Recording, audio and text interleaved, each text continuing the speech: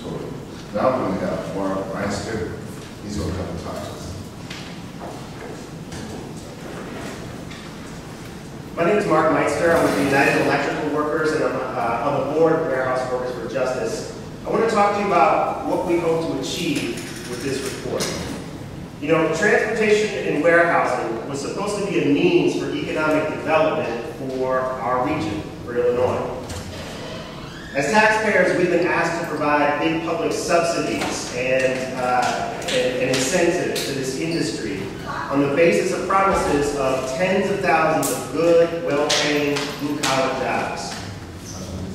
This report shows that that promise has not been fulfilled. All right. Instead of the kinds of jobs that allow workers to raise a family, that allow workers to purchase a home, that allow workers to send their children to college, we've got 2/3 of the workers in these warehouses being temps, permanent temps, and 62% of them being paid poverty-level wages.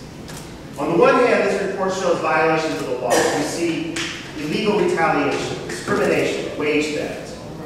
But the bigger problem here is that instead of providing a means for economic development, good jobs in Will County, this industry has brought economic catastrophe to working families all throughout the county in the form of temp jobs and poverty wages. The real problem is we can't rebuild this economy on temp jobs. And we can't rebuild the middle class on poverty-level wages. Some people might say there's a legitimate need for temporary workers for seasonal increases in work. But that's not what we're talking about here. We are talking about an employment system that's based on temporary agencies. And it's that temp system that needs to change. The reality is, these could be good, blue-collar, living wage jobs. Workers in Will County make sure that goods arrive to the shelves of some of the biggest retailers on the face of the earth. Companies like Walmart and Home Depot.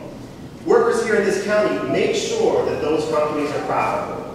These are companies with the ability to pay living wages and the ability to hire people directly instead of through temp agencies. What's needed is a clear shift away from over-reliance on temp agencies to a system of direct employment. That means we got to curb the abuses of the temp agencies and implement policies that foster the creation of good, full-time, living wage jobs. So we're recommending in the report a series of measures to address this crisis and fulfill that promise of good jobs in the warehouses.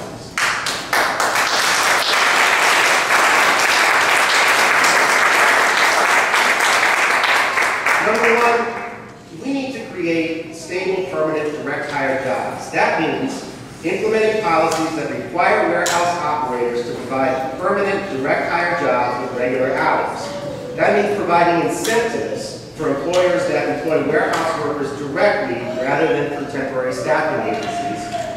And that means linking taxpayer support for warehouse operators and developers to the creation of direct hire positions rather than temp jobs.